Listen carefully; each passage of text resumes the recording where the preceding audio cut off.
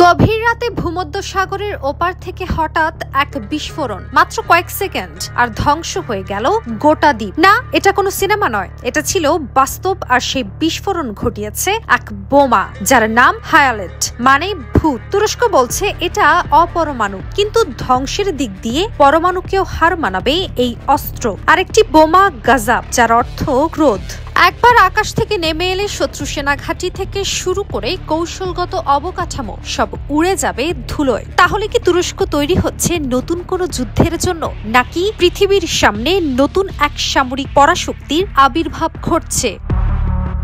মাত্র কদিন আগে আঙ্কারায় অনুষ্ঠিত হলো আন্তর্জাতিক প্রতিরক্ষা শিল্প মেলা 2025 এবং এই মেলাতেই প্রথমবার বিশ্বের সামনে আনলো তুরস্ক তার সবচেয়ে শক্তিশালী অপরমাণু বোমা গাজাব ও হায়ালেট। তুরস্কের প্রতিরক্ষা গবেষণা কেন্দ্রের ডিরেক্টর নীলুফার কুজুলু জানান, গাজাব একটি 970 কেজি ওজনের বোমা, যার বিস্ফোরণ একসঙ্গে 10,000 স্প্লিন্টারে ছড়িয়ে দিতে পারে মৃত্যু। এছাড়াও 1 কিলোমিটার ব্যাসার্ধ জুড়ে প্রতি বর্গমিটারে অসংখ্য টুকরো আঘাত করে একই সময় পুরো সেনা শিবির নিশ্চিহ্ন করে দিতে পারে এই বোমা। এটি প্রচলিত MK সিরিজের বোমার চেয়ে 3 গুণ বেশি শক্তিশালী। F-16 কিংবা F-4 যুদ্ধবিমান থেকে এই বোমা নিক্ষেপ করা যাবে। শুধু তাই নয়, ভবিষ্যতে ড্রোন থেকেও ছোড়া যাবে গাজাব, যা যুদ্ধের পট পরিবর্তনে এক ভয়ঙ্কর নতুন অধ্যায় খুলে দিতে যাচ্ছে। অন্যদিকে হায়ালেট, যার অর্থ ভূত, তাকে বলা হচ্ছে পরবর্তী প্রজন্মের বাংকার বাস্টার বোমা। 7 মিটার পুরো ইস্পাত বা কংক্রিটের প্রাচীর ভেদ করে 90 মিটার গভীর বাংকারেও পৌঁছে যায় এই ভূত। যে প্রতিরক্ষা কাঠামোতে সাধারণত পরমাণু বোমা মজুত রাখা হয়, সেগুলোও নিরাপদ নয় এই হায়ালেটের সামনে। সম্প্রতি এক দ্বীপে এর সফল পরীক্ষা চালানো হয়েছে, যার ফলে 160 মিটার চওড়া দ্বীপ কেঁপে উঠেছে বিস্ফোরণে। পরীক্ষার পর দেখা যায় 600 মিটার গভীর পর্যন্ত ছড়িয়ে গেছে ধ্বংসের চিহ্ন।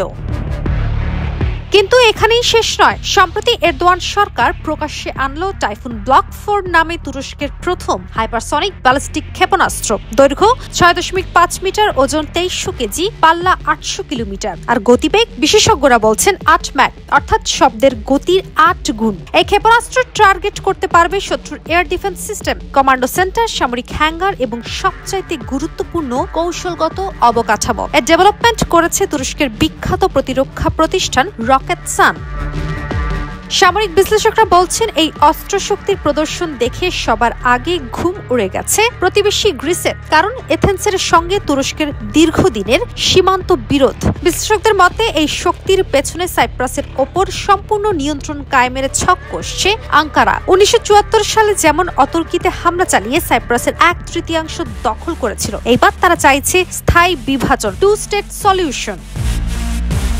তবে শুধু গ্রিস নয়, ভারতের দিকেও ধেয়ে আসছে এই উদ্বেগ। তুরস্কের সঙ্গে পাকিস্তানের সম্পর্ক বরাবরই ঘনিষ্ঠ। কাশ্মীর ইস্যুতে ইসলামাবাদকে নিয়মিত সমর্থন করে এসেছে আঙ্কারা। আর এবার হাইপারসনিক ক্ষেপণাস্ত্র বা বাংকার বাস্টার বোমা যদি পাকিস্তানের হাতে পৌঁছে যায়, তাহলে ভারতের জন্য চ্যালেঞ্জ হয়ে দাঁড়াবে প্রতিরক্ষার প্রশ্নে। অপারেশন সিঁদুরে চলাকালীন তুরস্ক বিরজাক্টার TB2 ড্রোন সরবরাহ করেছিল পাকিস্তানকে। ভারত সেগুলো ধ্বংস করেছে। তবে এবার প্রশ্ন হলো, গাজাব বা হায়ালেট আসলে নতুন খেলা শুরু হবে না তো? বিশ্ব এখন দ্বিধার মাঝে। তুরস্ক কি কেবল নিজের প্রতিরক্ষার শক্তি বাড়াচ্ছে, নাকি প্রস্তুতি নিচ্ছে নতুন এক আঞ্চলিক সংঘর্ষে?